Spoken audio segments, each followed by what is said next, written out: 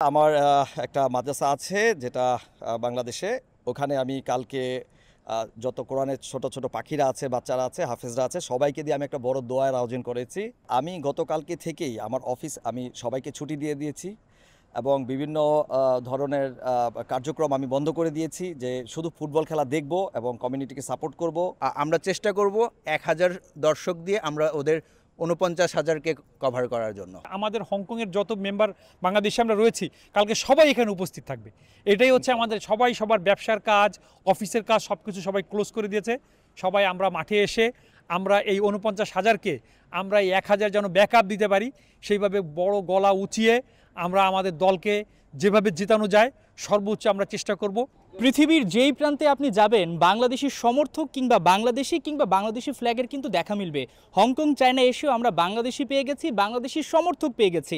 আগামীকাল হংকং চায়নার বিপক্ষে ঠিক আমার পেছনের এই স্টেডিয়ামেই কিন্তু সেই মহারণ শুরু হবে। সেই মহারণেও কিন্তু এই লাল সবুজের পতাকা থাকছে। আমরা কথা বলতে চাই এখানে যারা প্রবাসী রয়েছেন, অনেকে কিন্তু হংকং চায়নার নাগরিকত্ব পেয়েছেন, তাদের সঙ্গে একটু কথা বলতে চাই। আগের বাংলাদেশ আর এই বাংলাদেশ, আগে যখন বাংলাদেশ খেলতো হংকং চায়নার অনেকে হয়তো বা বাংলাদেশ যে একটা ফুটবল দল আছে সেটাও জানতো না। হামজা চৌধুরী যখন খেললো আপনাদের নিজেদের একটা পরিচয় দিতেও তো এখন ভালো লাগছে। অনেস্টলি আমি 2020 আগে ফুটবল দেখতাম না খুব একটা। এখন রিসেন্টলি আমি ফুটবল দেখছি বিকজ বাংলাদেশ ফুটবলে অনেকটা ইমপ্রুভ করেছে।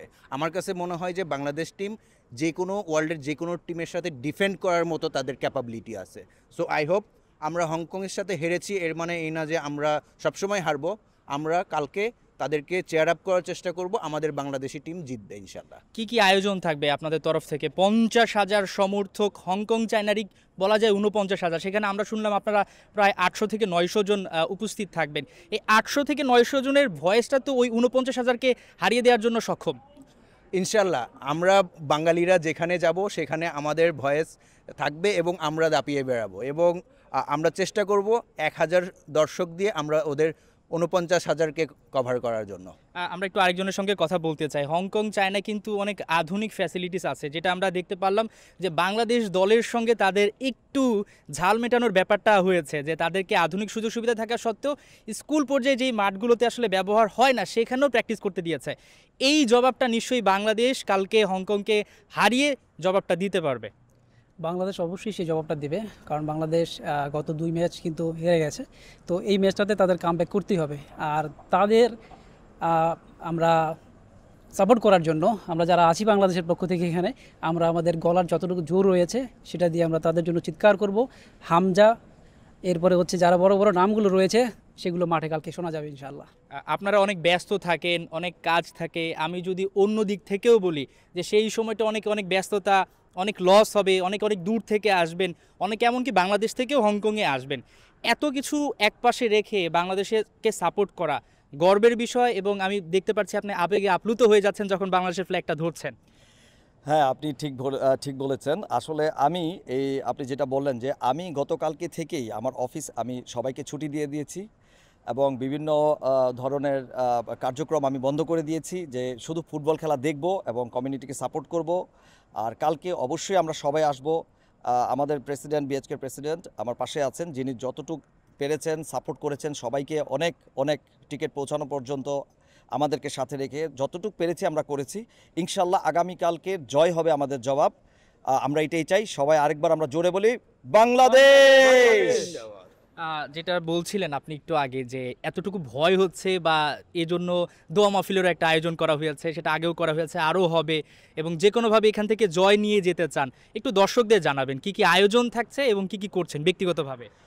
ব্যক্তিগতভাবে আমার একটা মাদ্রাসা আছে যেটা বাংলাদেশে। ওখানে আমি কালকে যত কোরআনের ছোট ছোট পাখিরা আছে, বাচ্চারা আছে, হাফেজরা আছে, সবাইকে দিয়ে আমি একটা বড় দোয়ার আয়োজন করেছি। এটা মুন্সিগঞ্জে, বিনোদপুরে, এবং ফকির খাওয়ানোর ব্যবস্থাও আছে ওইখানে। সো এটা জাস্ট আবেগ থেকে আর কি করা। বাংলাদেশের প্রতি কতটুকু ভালোবাসা থাকলে এই কাজটা করা হয় সেটা আসলে আর ব্যাখ্যা করতে চাই না। আমরা দোয়া করছি, প্রত্যেকে দোয়া করছি যে ওনার যেই প্রত্যাশা, সেটা সবারই প্রত্যাশা, সেটা যাতে সফল হয়। আরেকজনের সঙ্গে একটু কথা বলতে চাই। বাংলাদেশের ফ্ল্যাগ ধরে আছেন, বাংলাদেশ হয়তো অনেক ব্যস্ততার জন্য যাওয়া হয় না, বাংলাদেশ দলকে দেখেছেন, সামনাসামনি কালকে চিয়ার আপ করবেন। ওভারঅল আপনাদের প্রস্তুতিটা বলবেন। আসলে এই প্রস্তুতি আমরা গ্রহণ শুরু করেছি আরও ২ সপ্তাহ আগে থেকে। আমাদের বাংলাদেশ কমিউনিটি রয়েছে এখানে, আমি সেই কমিউনিটির প্রেসিডেন্ট। তো আমাদের যে উদ্দীপনা বা আমাদের উৎসাহ সবথেকে বড় কারণ হচ্ছে আমাদের আগের ফুটবলটা একটু নিচের দিকে চলে গিয়েছিল, কিন্তু আমাদের হামজাকে পেয়ে, সৌম্যকে পেয়ে, জামালকে পেয়ে আমাদের বাংলাদেশ টিম আসলে অনেক ভালো খেলছে। এবং আমাদের নতুন প্রজন্ম, এটা আমরা অস্বীকার করতে পারবো না, তারাও ফুটবলে খুব একটা ইন্টারেস্ট ছিল না, কিন্তু গত এই কয়েক বছর ধরে এই উন্নতির কারণে এখন আমাদের নতুন প্রজন্ম অনেক উৎসাহিত, এবং যার কারণে আমরা তাদের জন্য বাংলাদেশ থেকে জার্সি, মানে আমাদের যে জার্সি আমরা পরে আছি, এই জার্সি সবার জন্য আমাদেরকে নিয়ে আসতে হয়েছে, কারণ তারা জার্সি ছাড়া মাঠে আসবে না। এবং আমাদের ফিমেল মেম্বাররা, আমাদের নতুন জেনারেশন সবাই আনন্দ উপভোগ নিয়ে, এবং গত অলমোস্ট এক সপ্তাহ ধরে সবাই এটা নিয়েই সবার গসিপিং বা আলোচনা, যে আমরা কিভাবে আমাদের দলকে জেতানো যায়, কীভাবে আমরা চেয়ার আপ করবো, সেভাবে সবাই সবার কাজকে ভিন্ন আয়োজন কি থাকবে, মাঠে কি কি দেখা ভিন্ন যাবে? আয়োজন সব থেকে হচ্ছে, যেখানে এখানে কিছু রেস্ট্রিকশন রয়েছে, চাইলেই আমরা সব কিছু নিয়ে আসতে পারবো না। তারপরেও সব থেকে বড় যেটা আমি বলবো সেটা হচ্ছে আমাদের হংকংয়ের যত মেম্বার বাংলাদেশে আমরা রয়েছি, কালকে সবাই এখানে উপস্থিত থাকবে। এটাই হচ্ছে আমাদের সবাই সবার ব্যবসার কাজ, অফিসের কাজ সব কিছু সবাই ক্লোজ করে দিয়েছে। সবাই আমরা মাঠে এসে আমরা এই 49,000-কে আমরা এই 1,000 যেন ব্যাকআপ দিতে পারি, সেইভাবে বড় গলা উঁচিয়ে আমরা আমাদের দলকে যেভাবে জেতানো যায় সর্বোচ্চ আমরা চেষ্টা করব। এবং আমাদের বড় উৎসাহ যেটা আপনি বললেন সেটা হচ্ছে যে আমাদের নতুন প্রজন্মের ছোট ছোট বাচ্চারা থেকে শুরু করে বৃদ্ধ পর্যন্ত সবাই কালকে স্টেডিয়ামে উপস্থিত থাকবে। এবং আমরা দেখতে চাই সেই দৃশ্যটা, আমরা একটু যেতে চাই আরেকজনের কাছে। যেটা বলছিলাম, আগে একটা সময় অথবা অনেকে নাক সিটকাতো বা বাংলাদেশ দল আছে কিনা, ফুটবল দল, সেটাও জানতো না। আমরা দেখলাম যে হংকংয়ে আসার পর হামজাকে ঘিরে ছোট ছোট বাচ্চারা ছবি তুলছে, বড়রা ছবি তুলছে। এই যে আগে সাকিব আল হাসানের মাধ্যমে ক্রিকেটকে বাংলাদেশ চিনতো, বাংলাদেশকে সবাই চিনতো, এখন হামজার মাধ্যমে আপনারও পরিচয় দিতে ভালো লাগছে, কমিউনিটিটা বড় হচ্ছে। এই অনুপ্রেরণা বা এই ভালো লাগাটা নিশ্চয়ই অনেক ভালো। না, এটা তো অবশ্যই খুবই ভালো। শুধু ভালো না, আমাদের নেক্সট জেনারেশন এটা থেকে অনেক এনকারেজ হচ্ছে। আমাদের বাচ্চারা আগে খুব একটা ফুটবলের প্রতি, মানে বাংলাদেশের ফুটবলের প্রতি তাদের কোনো আকর্ষণ ছিল না।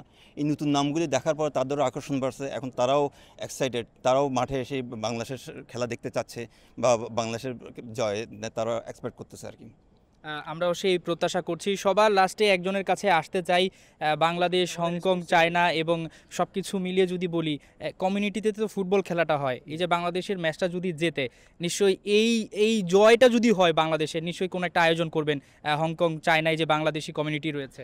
ইনশাল্লাহ আমরা চেষ্টা করব অফকোর্স কালকে আমরা জিতার জন্য। আর আমরা জিতলে এখানে আমাদের প্রেসিডেন্ট সাহেব আছে, আমাদের অ্যাসোসিয়েশন আছে, বাংলাদেশ অ্যাসোসিয়েশন, যদি জিতে ইনশাল্লাহ আমরা বড় ধরনের একটা সেলিব্রিটি করব।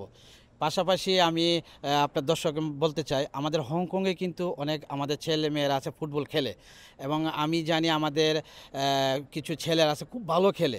ওদেরকে যদি সুমের মতো বা হামজার মতো যদি বাফুফে যদি 2-4 জন নিয়ে যায়, আমি মনে করি আমাদের হংকং থেকে আমাদের বাঙালি 2-1 জন ছেলে আছে যারা খুব ভালো খেলে। আমি নিজেও জানি ভালো খেলে, আগে আমি নিজেও খেলতাম। তো ওদেরকে নিয়ে যদি ট্রেন আপ করা যায় তাহলে একদিন ওরাও হামজার মতো হবে, সুমোর মতো হবে। তো আপনার মাধ্যমে বলতে চাই, বাফুকে বলতে চাই যে আপনারাও আমাদের হংকংয়ের দিকে একটু নজর দেন। আমাদের 2-4টা ছেলে আছে যারা বাংলাদেশে গিয়ে ভালো ফুটবল খেলবে এবং ওদের মতো স্টার হবে।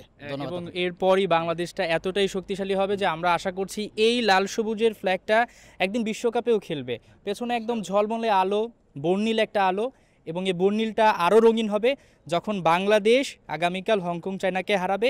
এই লাল সবুজের পতাকাটার মর্যাদা আরও বাড়বে। হাসান সজীব, 71, কাইতাক স্টেডিয়াম, হংকং, চায়না।